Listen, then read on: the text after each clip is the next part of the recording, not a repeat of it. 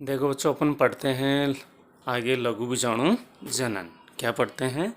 लघु बीजाणु जनन। लघु बीजाणु जनन, ठीक है। क्योंकि लघु बीजाणु जनन के द्वारा क्या बनते हैं? लघु बीजाणु का निर्माण होता है। लघु बीजाणु जनन मतलब माइक्रोस्पोरोजेनेसिस। माइक्रोस्पोरोजेनेसिस, ठीक है। लघु बीजाणु जनन। अब देखो, लघु बीजाणु जनन कहाँ पर होता है? जैसे अपन ने बात की थी अपने पहले वाले वीडियो में कि ये क्या होता है? क्या होता है? पुंकेसर। क्या होता है? पुंकेसर। पुंकेसर में ऊपर क्या पाया जाता है? परागकोश। क्या पाया जाता है? परागकोश।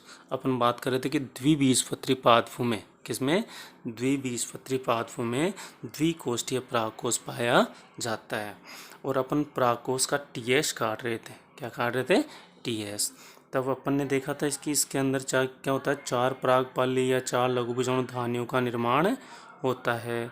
4 चैम्बर मिलते हैं इसमें, जिनको परागपिंड या लघु बीजाणु धानी कहते हैं। इनको बोलते हैं लघु बीजाणु धानी।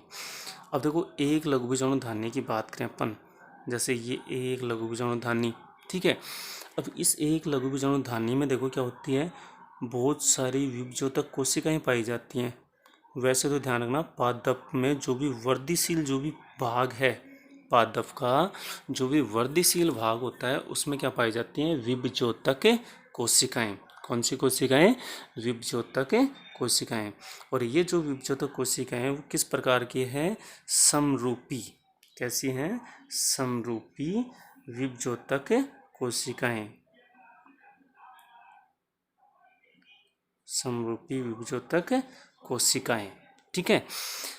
अब देखो, ये लघु बीजाणु धानी और ये जो विभजोतक कोशिकाओं का जो आवरण होता है बाहर की तरफ, जो ये आवरण है उसको अपन बोलते हैं एपिडर्मिस। क्या बोलते हैं? एपिडर्मिस, ठीक है। अब देखो, एपिडर्मिस के अंदर क्या होता है, ठीक है। कुछ कोशिकाएं क्या होती हैं एपिडर्मिस की, जो विभजोतक कोशिकाओं की, कुछ कोशिकाएं आकार में बड़ी हो जाती हैं।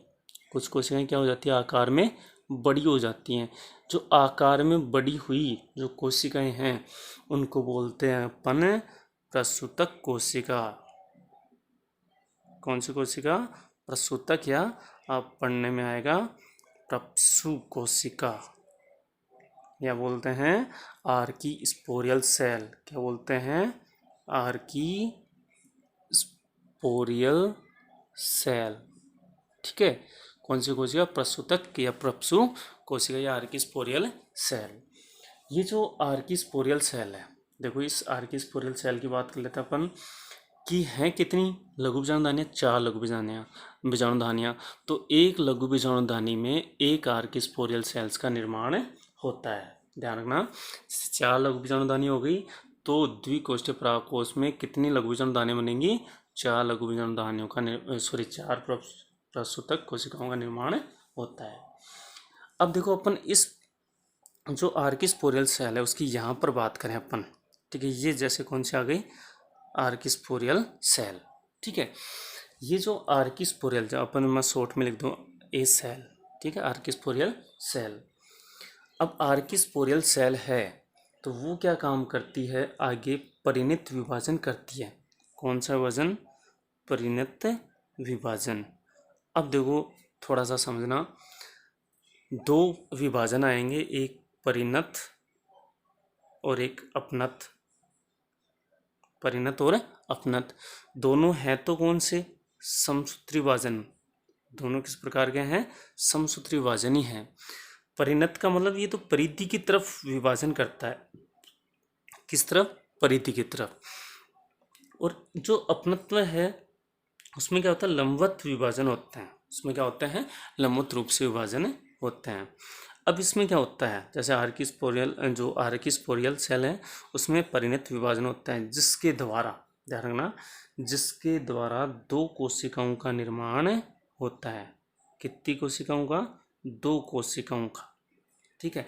आप ऐसे चाहे सामने लिखो चाहे इधर नीचे लिख लो, ताकि नीचे लिखे तब सही समझ में आ जाए अपने, ठीक है। 2 कोशिकाओं का निर्माण। जो ऊपर वाली जो कोशिका है उसको बोलते हैं प्राथमिक भित्ति कोशिका, प्राथमिक भित्ति कोशिका। ठीक है। और जो ये दूसरी जो कोशिका है, कौन सी, जो ये दूसरी जो कोशिका है, ठीक है, इस कोशिका को बोलते हैं प्राथमिक बीजाणु जनन या जनक कोशिका, प्राथमिक बीजाणु जनक कोशिका। ठीक है, कौन सी, प्राथमिक बीजाणु जनक कोशिका।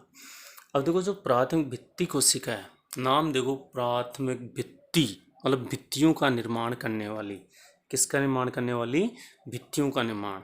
आप जानते हो जैसे अपन ने कल पढ़ा था कि भाई जो लघु बीजाणु धानियाँ होती है उसमें 4 परतें होती हैं, कौन कौन सी, एपिडर्मिस, दूसरी एंडोथीसियम, तीसरी मिड लेयर और चौथी कौन सी थी, टेपेटम। चौथी कौन सी थी, टेपेटम। 4 परतें होती थी।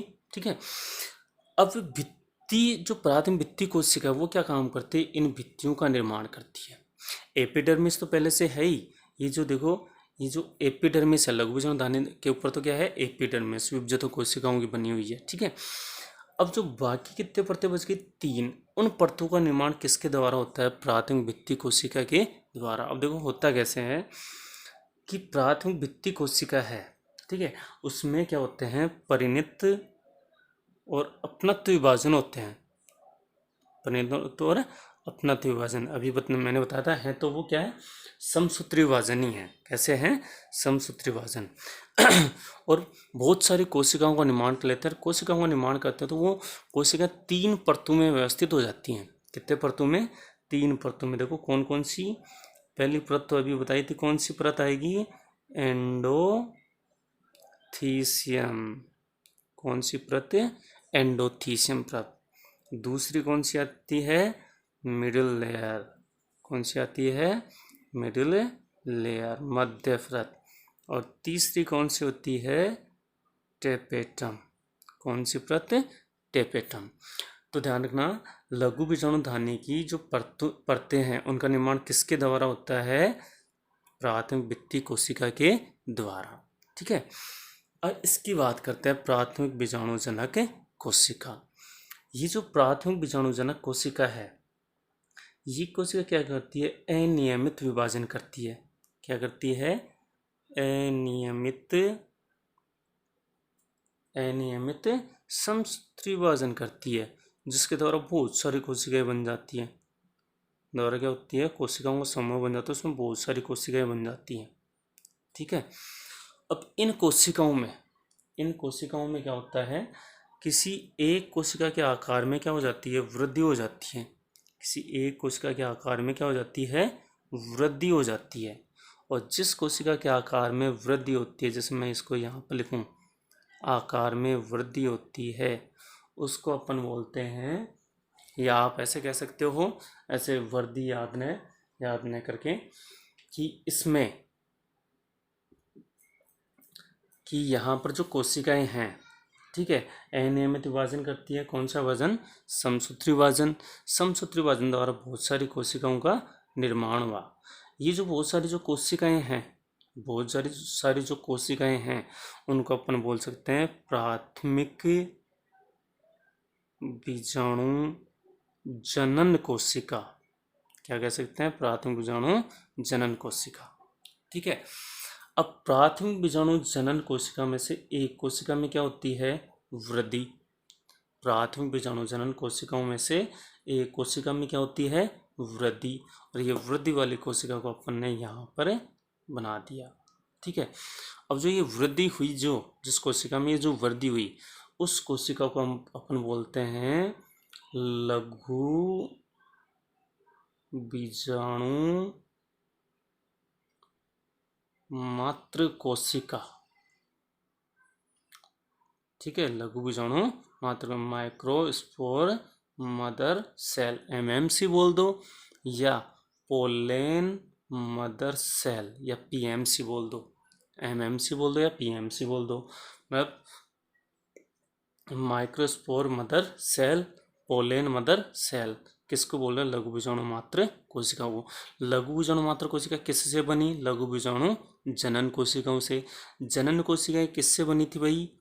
लघु बीजाणु जनक कोशिका से। किससे बनी थी? लघु बीजाणु जनक कोशिका से। अब देखो इसमें होता क्या है कि यहाँ पर कि जो लघु बीजाणु मात्र कोशिका है, इस मात्र कोशिका में क्या होते हैं? अर्धसूत्री विभाजन। क्या होते हैं? अर्धसूत्री विभाजन। अर्धसूत्री विभाजन। अब एक चीज देखो, जो लघु बीजाणु मात्र कोशिका है वो क्या होती है? द्विगुणित होती है। कैसी होती है? द्विगुणित कोशिका होती है। ठीक है, तो अर्धसूत्री विभाजन होगा द्विगुणित कोशिका का, तो इसमें क्या बनते हैं? 4 कोशिकाएं बनती हैं जो एक दूसरे से जुड़ी हुई रहती हैं। कितनी कोशिकाएं बनती हैं? 4 कोशिकाएं बनती हैं जो क्या होती हैं? एक दूसरे से जुड़ी होती हैं। और जुड़े होने को अपन बोलते हैं चतुष्क अवस्था में, चतुष्क के रूप में संयुक्त या जुड़ी होती हैं। ठीक है, कितनी कोशिकाएं? 4 कोशिकाएं। और ये होती हैं अगुणित। कैसी होती हैं? चारों की चारों क्या होती है? अगुणित। ठीक है, तो जो लघु बीजाणु मात्र कोशिका वो तो क्या थी भाई? द्विगुणित। और जो इससे 4 कोशिकाएं बने वो क्या है? अगुणित। अब इन 4 कोशिकाओं को अपन बोलते हैं लघु बीजाणु। क्या बोलते हैं? लघु बीजाणु। क्या बोलते हैं? लघु बीजाणु। ठीक है, अब एक चीज देखो, ये जो 4 लघु बीजाणु बने किससे बने भाई? एक लघु बीजाणु मात्र कोशिका से 4 लघु बीजाणु बनते हैं। एक लघु बीजाणु मात्र कोशिका से 4 लघु बीजाणु बनते हैं। ठीक है, अब देखो इनमें क्या होता है, और ये भी किसके रूप में बने भाई? चतुष्क के रूप में। और लघु बीजाणु होते कैसे हैं? अगुणित होते हैं। लघु बीजाणु कैसे होते हैं? अगुणित होते हैं। ठीक है, अब एक चीज देखो, यहाँ पर जो ये लघु बीजाणु होते हैं वो इस प्रकार से इनके ऊपर एक आवरण पाया जाता है। क्या पाया जाता है? कि आवरण पाया जाता है इस प्रकार से, इसलिए जुड़े होते हैं। इसलिए क्या होते हैं? जुड़े होते हैं। क्वेश्चन आ जाए कि भाई पोलन मदर सेल से जो लघु बीजाणु बनते हैं वो एक दूसरे से चतुष्क अवस्था में पाए जाते हैं। क्यों? तो इनके ऊपर आवरण पाया जाता है, और इस आवरण को बोलते हैं कैलोस। क्या बोलते हैं? कैलोस का आवरण। किसका आवरण है? कैलोस का। अब देखो, ये हो गई लघु बीजाणु जनन, आप जानते हो। अब देखो इसकी डेफिनेशन देखो, अब एकदम सिंपल। लघु बीजाणु जनन किसको बोलते हैं? लघु बीजाणु बनने की क्रिया को, लघु बीजाणु बनने की क्रिया को क्या कहते हैं? लघु बीजाणु जनन। बनने की क्रिया को क्या कहते हैं? लघु बीजाणु जनन। अब देखो, सही से यदि आप अपन अच्छे नंबर जिनके आते हैं, मतलब कॉपियों में भी डिफरेंट होता है, कोई सिंपल डेफिनेशन लिखता है, कोई कैसे लिखता है, तो देखो आप याद कैसे करोगे कि लघु बीजाणु धानी में लघु बीजाणु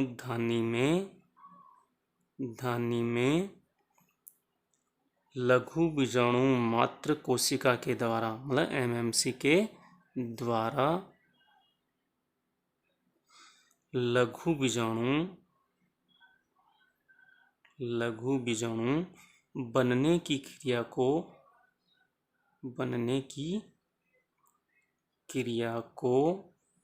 क्या कहते हैं?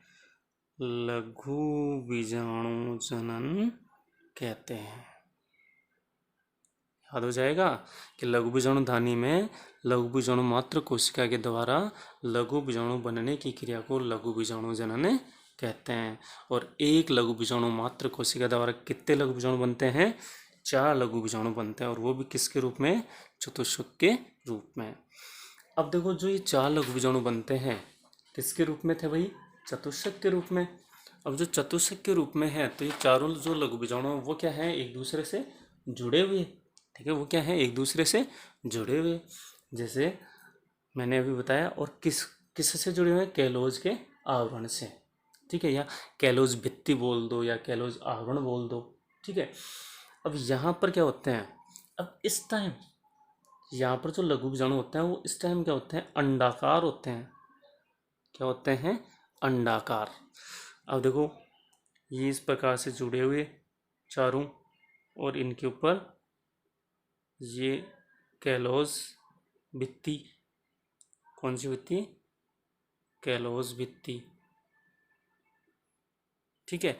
अभी अपन बात कर रहे थे कि भाई जो टेपेटम है, ठीक है, यहाँ पर जो एंडोथीसियम है, मिडिल लेयर है, टेपेटम है, इसके जस्ट ये चारों यहाँ पर बन जाती है, चारों यहाँ पर बन जाती है। अंदर की तरफ यहाँ पर बनती है लघु बीजाणु जनन कोशिका। कौन सी, लघु बीजाणु जनन कोशिका या जनक कोशिका। इसके चारों तरफ टेपेटम होती है, चारों तरफ क्या होती है, टेपेटम। देखो यहाँ पर अपन बात करें, चारों तो कोशिकाएं बन गई, और यहाँ पर क्या होती है, टेपेटम, ठीक है। तो टेपेटम के मतलब ये जो कैलोज भित्ति है, इस भित्ति के चारों तरफ क्या होती है, टेपेटम। तो टेपेटम क्या काम करती है, देखो बताओ, कि टेपेटम के द्वारा कैलोज एंजाइम स्रावित किया जाता है। मतलब कौन सा, कैलेज एंजाइम स्रावित, किसके द्वारा भाई, टेपेटम द्वारा, ठीक है, यहाँ पर स्रावित किया जाएगा, ठीक है। और स्रावित करते ही कैलेज एंजाइम के स्रावण से यहाँ पर जो कैलोज भित्ति है वो क्या हो जाती है, अपघटित हो जाती है। मतलब अपघटित बोल दो चाहे गल जाती है, ठीक है। तो अपघटित हो जाने के कारण चारों जो लघु बीजाणु हैं वो क्या हो जाते हैं, स्वतंत्र हो जाते हैं। चारों लघु बीजाणु क्या हो जाते हैं, एक दूसरे से स्वतंत्र हो जाते हैं, स्वतंत्र हो जाते हैं। ये कैसे, अब इनकी जो चारों की जो शेप है, जो उनका आकार है वो कैसा हो जाता है, गोलाकार। कैसा हो जाता है, गोलाकार हो जाते हैं। चार है ना ये, तो चारों क्या हो गए, अलग अलग। अब जो ये चारों अलग अलग हुए, इनको अब बोलेंगे परागकण। क्या बोलेंगे, परागकण, मतलब पोलेन ग्रेन, पोलेन ग्रेन। यहाँ पर तो क्या बोल रहे थे, चारों को लघु बीजाणु, यहाँ पर तो क्या बोल रहे थे, लघु बीजाणु जिनके ऊपर क्या था, कैलोज भित्ति, ठीक है। और जो टेपेटम है, टेपेटम ने क्या कर दिया, कैलेज एंजाइम स्रावित कर दिया, जिसके कारण ये क्या हो गए, मुक्त हो गए, और मुक्त होकर क्या बन गए, पराग कण बन गए, पोलेन ग्रेन, जो कि चारों अलग अलग हो गए। अब देखो टेपेटम के कार्यों की बात कर रहे थे, टेपेटम के कार्यों की बात कर रहे थे, तो पहला तो कार्य क्या था भाई टेपेटम का, पोषण देना। किसको पोषण भाई, लघु बीजाणु को पोषण प्रदान करना, ठीक है। दूसरा कार्य कल अपन ने पढ़ा था कि टेपेटम क्या काम कर रही थी भाई, कि यूबिस कणों का स्त्रावण कर रही थी। किसका स्त्रावण, यूबिस कण, ठीक है, यूबिस कणों का स्त्रावण। और ये जो यूबिस कण थे वो किसका निर्माण कर रहे थे, स्पोरोपोलेनिन का, जो कि एक कार्बनिक पदार्थ है, प्रतिरोधी कार्बनिक पदार्थ है, स्पोरोपोलेनिन का निर्माण। और तीसरा इसका काम देखो एक और आ गया, कैलेज एंजाइम का स्त्रावण करना। किसका स्त्रावण करना, कैलेज एंजाइम का स्त्रावण करना। और आप जानते हो कैलेज एंजाइम क्या काम करता है, लघु बीजाणु को कैलोज भित्ति से मुक्त करने का काम करता है, ठीक है। अब यहाँ पर देखो ये परागकण हो गए चार। जैसे ही परागकण अलग हो जाते हैं तो यहाँ पर क्या हो जाता है, इन परागकणों के ऊपर स्पोरोपोलिन का आवरण आ जाता है। किसका आवरण आ जाता है भाई, स्पोरोपोलिन का आवरण आ जाता है। किसका आवरण आ गया, स्पोरोपोलिन का आवरण, ठीक है, स्पोरोपोलिन का आवरण। तो इस प्रकार से क्या हो जाता है कि लघु बीजाणु जनन के द्वारा चार लघु बीजाणु बनते हैं, और चार लघु बीजाणु के द्वारा क्या बन गए, चार पराग कण बन गए, ठीक है। अब अपन पढ़ रहे, अब अपन अगला नेक्स्ट टॉपिक पढ़ेंगे भाई लघु बीजाणु। ये होते क्या है लघु बीजाणु, तो लघु बीजाणु के बारे में बात करते हैं। देखो क्या होते हैं लघु बीजाणु। किसकी बात कर रहे हैं? लघु बीजाणु की बात करते हैं।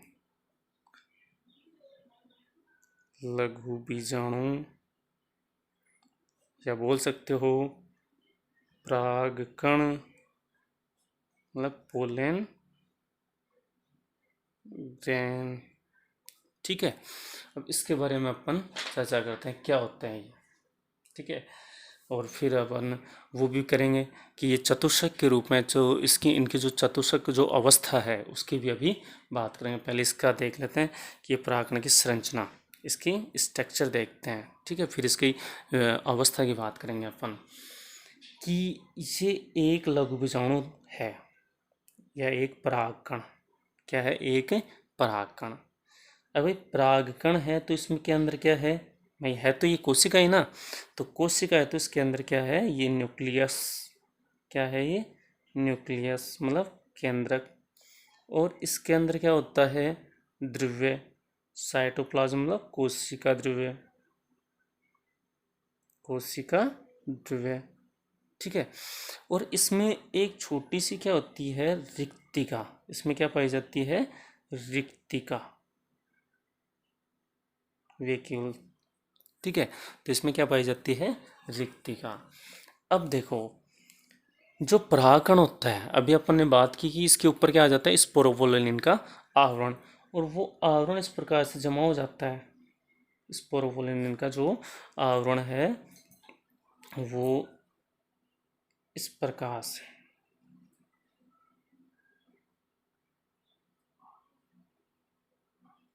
ऐसे जमा हो जाता है, ये स्पोरोफोलिन का जमाव।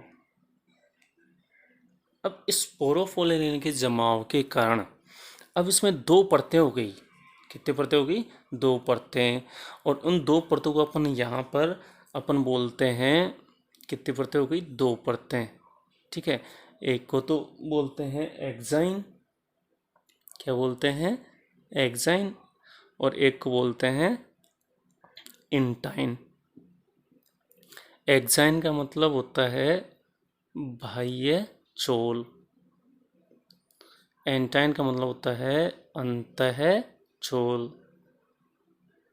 ठीक है, अब यहाँ पर देखो ये तो होता है बाह्य चोल।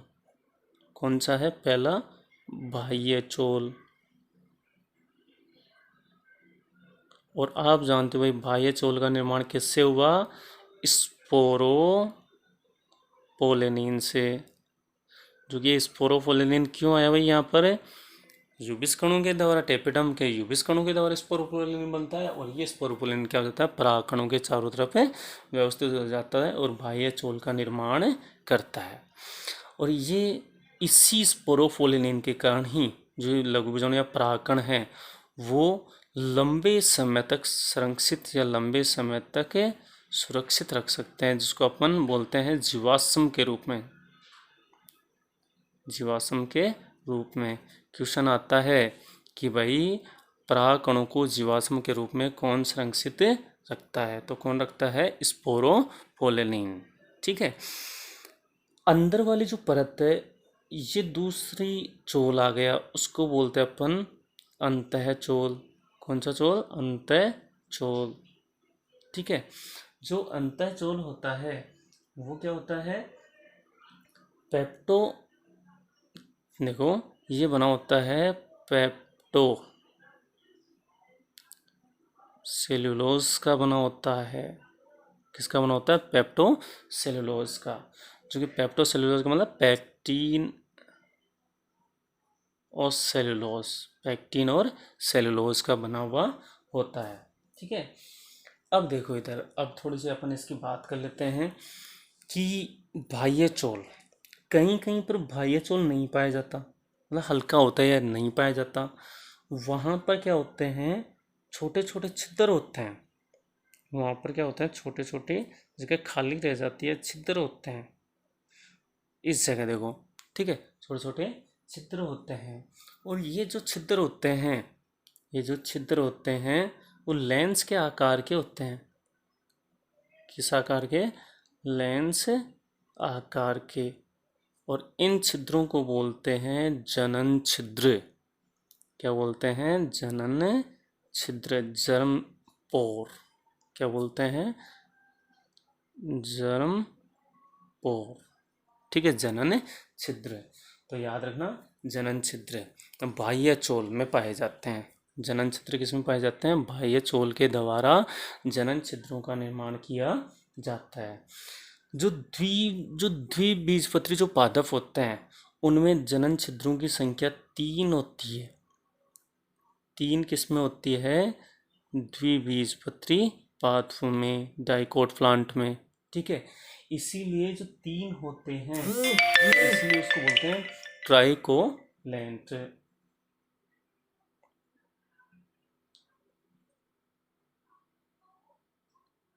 ट्राइकोलपैट। ठीक है, 3 जनन छिद्रों वाली अवस्था को क्या बोलते हैं? ट्राइकोपलेट। अब एक अपन मोनोकोट की ओर बात कर लेते हैं। जो मोनोकोट जो प्लांट होते हैं, कौन से? जो एक बीजपत्री जो पादप होते हैं उनमें एक ही जनन छिद्र पाया जाता है। ठीक है, उस अवस्था को बोलते हैं मोनोकोलपैट।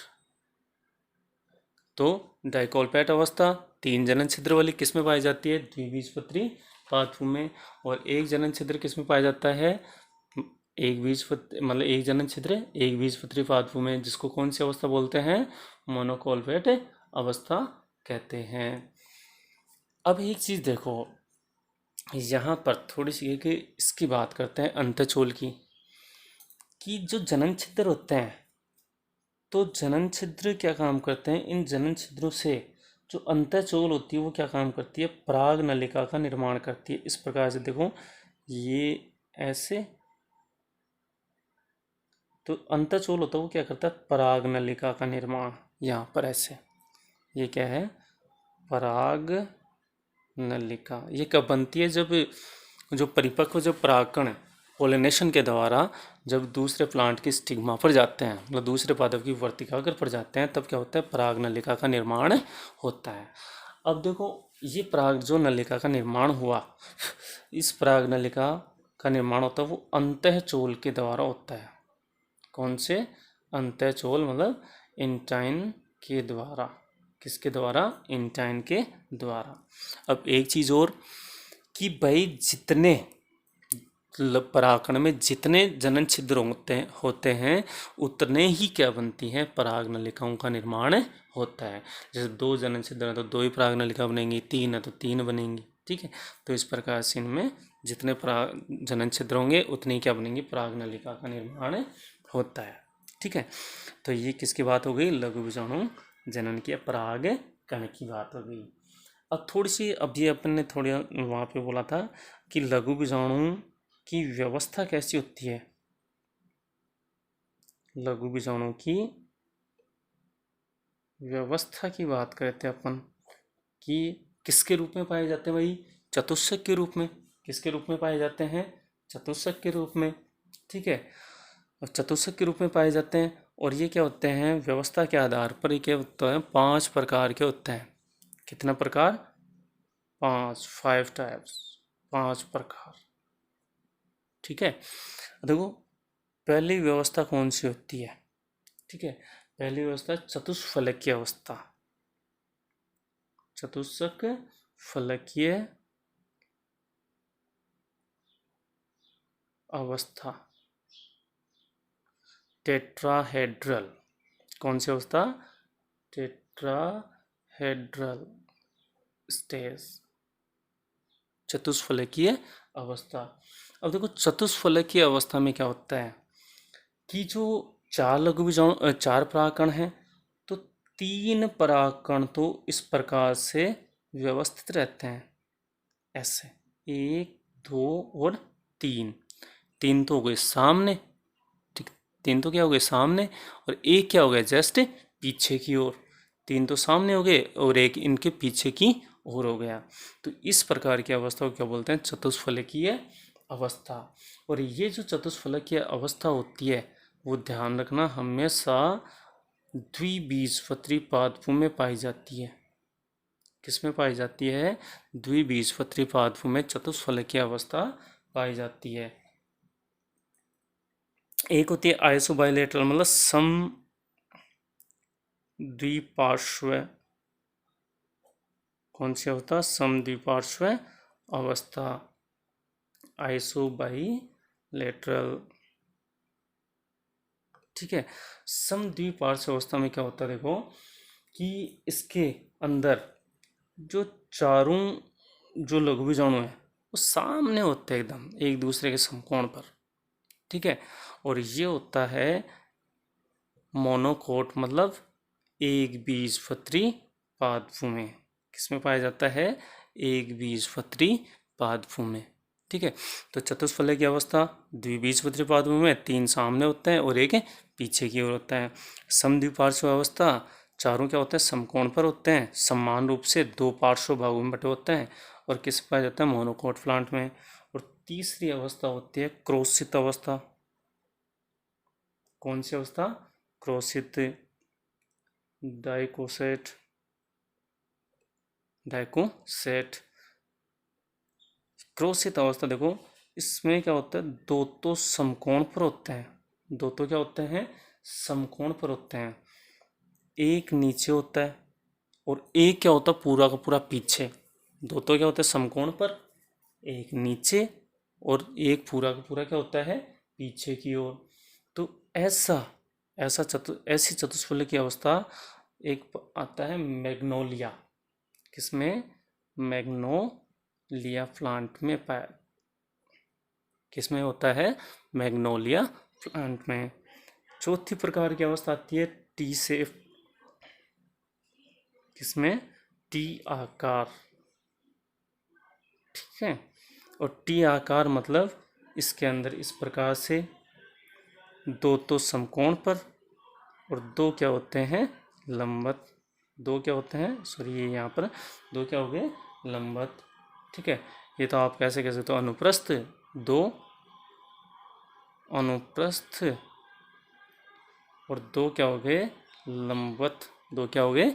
लंबवत। और ये पाया जाता है एरिस्टोलोकिया में। एरिस्टोलोकिया में किसमें पाया जाता है? एरिस्टोलोकिया में। अब देखो 5वीं कंडीशन हो रही है इसमें, लाइनर मतलब रेखीय।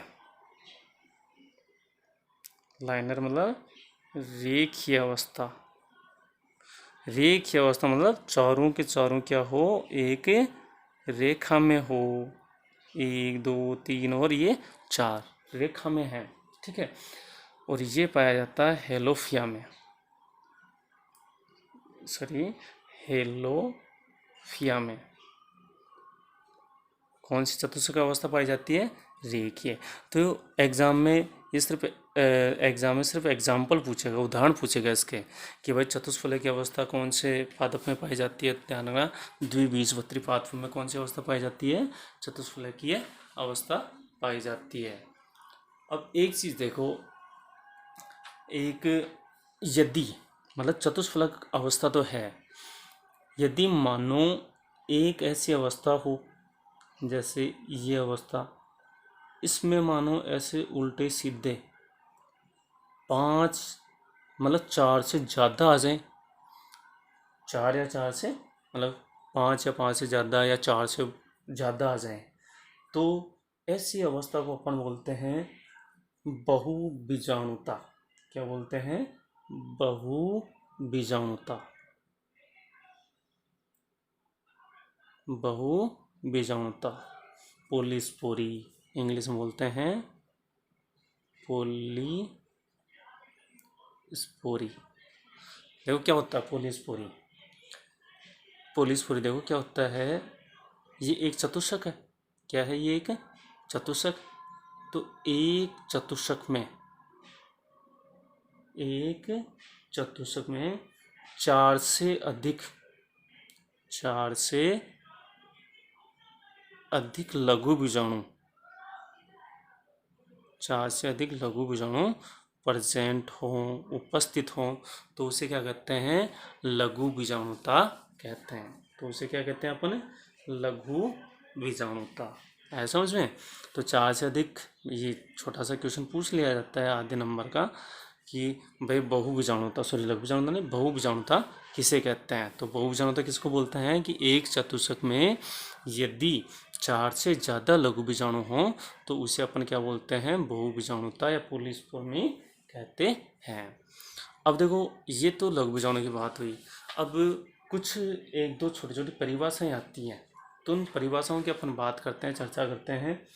जैसे एक पूछ लिया जाता है एग्जाम में कि भाई पराग पिंड किसे कहते हैं। क्या पूछता है, पराग पिंड, पराग पिंड। अब देखो क्या होता है पराग पिंड, ठीक है। जैसे अपन नॉर्मल देखते हैं, अपने एक उदाहरण पढ़ रखा है, आँख पढ़ा है अपन ने, आँख, ठीक है, जो एस के पिलेडेसी, कौन सी, एस के पिलेडेसी फैमिली से है। और एक अपन ने पढ़ रखा है आर्किड, जो आर्द्रता नमी से क्या करता है, श्वसन क्रिया, आर्किड, ठीक है। आँख और आर्किड, आँख और आर्किड में क्या होता है, दोनों के अंदर क्या होता है, जो माइक्रोस्पोर होते हैं, मतलब जो लघु बीजाणु होते हैं, क्या होते हैं, लघु बीजाणु, वो क्या होता है, समूह में रहते हैं, समूह में या झुंड में रहते हैं, समूह में या झुंड में रहते हैं। आँख या जो आर्किड के जो लघु बीजाणु हैं वो कैसे रहते हैं, झुंड के अंदर। जैसे आँख में अपन ने देख रखा है, मतलब अपन जानते हैं कि यहाँ पर क्या होते हैं, बहुत सारे क्या होते हैं, लघु बीजाणु जुड़े होते हैं, ऐसे होते हैं ना। तो ये किसके रूप में है, एक झुंड के रूप में है, ठीक है। तो ऐसी अवस्था को, झुंड वाली जो अवस्था है, इस अवस्था को अपन क्या बोलते हैं, परागपिंड, परागपिंड बोलते हैं, ठीक है। ऐसी अवस्था को क्या बोलते हैं, परागपिंड। अब क्वेश्चन आ जाता है परागपिंड किसे कहते हैं, क्वेश्चन क्या आ जाता है, परागपिंड किसे कहते हैं। तो किसको बोलते हैं कि लघु बीजाणु का झुंड या समूह के रूप में पाया जाना, लघु बीजाणु का, मैं लिख देता हूँ, लघु बीजाणु का झुंड या समूह में पाया जाना क्या कहलाता है, परागपिंड कहलाता है। और किस में पाया जाता है, आँख और आर्किड में पाया जाता है। अब देखो एक नाम सुन रखा है अपन ने, टाइफा और ड्रोसेरा, क्या नाम सुन रखा है, टाइफा और ड्रोसेरा, टाइफा और ड्रोसेरा। उसमें टाइफा और ड्रोसेरा में क्या होते हैं, जैसे 4 लघु बीजाणु आते हैं, ठीक है, 4 लघु बीजाणु होते हैं ना, वो चारों लघु बीजाणु एक दूसरे से जुड़े होते हैं। वैसे तो होने तो क्या चाहिए भाई, जो परागकण है या जो लघु बीजाणु वो क्या होते हैं, अलग अलग, लेकिन टाइफा और ड्रोसेरा में चारों लघु बीजाणु होते हैं, चारों क्या होते हैं, जो लघु बीजाणु या जो परागकण हैं, ठीक है, वो क्या होते हैं, जुड़े होते हैं, क्या होते हैं, जुड़े या संयुक्त जुड़े होते हैं। और जो जुड़े होते हैं उनको अपन बोलते हैं संयुक्त परागकण, संयुक्त परागकण या संयुक्त लघु बीजाणु, संयुक्त परागकण बोल दो चाहे संयुक्त लघु बीजाणु। किस में पाए जाते हैं, तो किस में पाए जाते हैं, टाइफा और ड्रोसेरा में, कि चारों लघु बीजाणु क्या होते हैं, एक दूसरे से जुड़े हुए होते हैं। अब एक चीज़ और देखो कि ये तो दूसरी बात, अब एक नई बात और करते हैं कि जैसे अभी अपन ने देखा कि भाई लघु बीजाणु है या परागकण है, ठीक है, परागकण के अंदर केंद्रक वगैरह, अपन इसके बाह्य चोल की बात करते हैं, ये बाह्य चोल, ठीक है, ये इस प्रकार से, ये क्या हो गया, बाह्य चोल। और बाह्य चोल के कहीं कहीं पर ये बाह्य चोल क्या होता है, नहीं पाया जाता, बहुत कम या नहीं के बराबर होता है, या नहीं के बराबर, जिनमें जनन छिद्र, ठीक है। अब देखो जनन छिद्र खुलने से पहले, ठीक है, वो तो जनन छिद्र से जो परागनलिका होती है वो कब बनती है, जब लघु बीजाणु कहाँ पर पहुँच जाते हैं, मतलब जायांग की वर्तिकाग्र पर पहुँच जाते हैं। लेकिन उससे पहले यहाँ पर क्या होती है, एक प्रोटीन पाई जाती है। क्या पाई जाती है? प्रोटीन। अब आप ऐसे भी कह सकते हो कि ये वही बाह्य चोल है। ये क्या है? बाह्य चोल। ठीक है। आप जानते हो बाह्य चोल का निर्माण किससे हुआ? स्पोरोफोलिनीन से। किससे हुआ? स्पोरोफोलिनीन से। तो परागकण के चारों तरफ जहाँ पर स्पोरोफोलिनीन नहीं पाया जाता, जहाँ पर स्पोरोफोलिनीन नहीं पाया जाता, वहाँ पर एक प्रोटीन पाई जाती है। वहाँ पर क्या पाई जाती है? कि प्रोटीन पाई जाती है। ठीक है।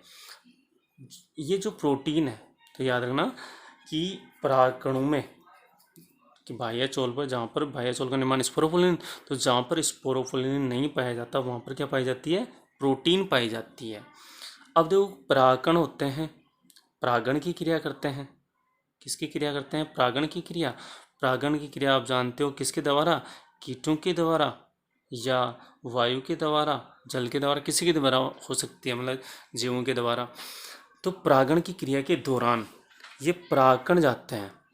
परागकण जैसे ही हवा में होते हैं, जैसे ही हवा के संपर्क में होते हैं, तो हवा के संपर्क में ये जो प्रोटीन है, वो हवा में जो नमी होती है ना, हवा में नमी, या आप ऐसे कह सकते हो आर्द्रता, नमी या आर्द्रता, नमी या आर्द्रता प्राप्त करते ही ये प्रोटीन क्या हो जाती है? चारों तरफ फैल जाती है। प्रोटीन क्या हो जाती है? चारों तरफ फैल जाती है। फैल गई चारों तरफ। ठीक है। प्रोटीन के चारों तरफ फैलते ही जब ये परागकण, फैली हुई प्रोटीन जैसे परागकणों के संपर्क में कोई आदमी आए, कोई क्या आए? आदमी इसके संपर्क में आता, मानो ऐसे फैली हुई प्रोटीन के संपर्क में। ठीक है। तो क्या हो जाता है? एलर्जी हो जाती है। क्या हो जाती है? एलर्जी हो जाती है उस प्रोटीन से। प्रोटीन से क्या हो जाती है? एलर्जी। ठीक है। तो इस प्रकार की जो एलर्जी होती है, इस प्रकार से जो परागकणों से या परागकणों की प्रोटीन से जो एलर्जी होती है, तो उस प्रकार की एलर्जी को बोलते हैं पराग एलर्जी। क्या बोलते हैं? पराग एलर्जी। याद हो गया पराग एलर्जी? तो क्वेश्चन आ जाए, पराग एलर्जी किसे कहते हैं? तो परागकणों के ऊपर जो बाह्य चोल, मतलब जहाँ पर बाह्य चोल नहीं पाया जाता, वहाँ पर क्या होता है? प्रोटीन पाई जाती है। ये प्रोटीन परागण के दौरान नमी या आर्द्रता के संपर्क में आती है और पूरे परागकण के चारों तरफ फैल जाती है। अब जब कोई व्यक्ति इस परागण के संपर्क में आता है तो क्या हो जाती है? एलर्जी हो जाती है। और उसी एलर्जी को क्या कहते हैं? पराग एलर्जी कहते हैं। क्या कहते हैं? पराग एलर्जी। अब ये तो किसकी बात हो गई? पराग एलर्जी की। अब देखो, पराग एलर्जी मतलब इसका एग्जाम्पल पूछा जाता है, मतलब एग्जाम्पल भी पूछ सकता है। तो एग्जाम्पल याद रखना, एक बथुआ आता है। क्या आता है? बथुआ। ठीक है। जिसको अपन विज्ञान की या साइंस की भाषा में बोलते हैं चीनोपोडिया। क्या बोलते हैं? चीनोपोडिया। ठीक है। और एक एग्जाम्पल और ले सकते हो, जैसे गाजर घास। किसका? गाजर घास का, पार्थेनियम। ठीक है, स्पीसीज। या गाजर घास को आप कह सकते हो कांग्रेस घास। कौन सी? कांग्रेस घास। ठीक है। अब आज अपन इतना पढ़ते हैं और नेक्स्ट वीडियो जल्दी ही आ जाएगा। आप जल्दी जल्दी लाइक और सब्सक्राइब करते रहें और जुड़े रहें। और जल्दी ही 10वीं क्लास है उसका भी जल्दी ही नया टॉपिक डाल दिया जाएगा। धन्यवाद।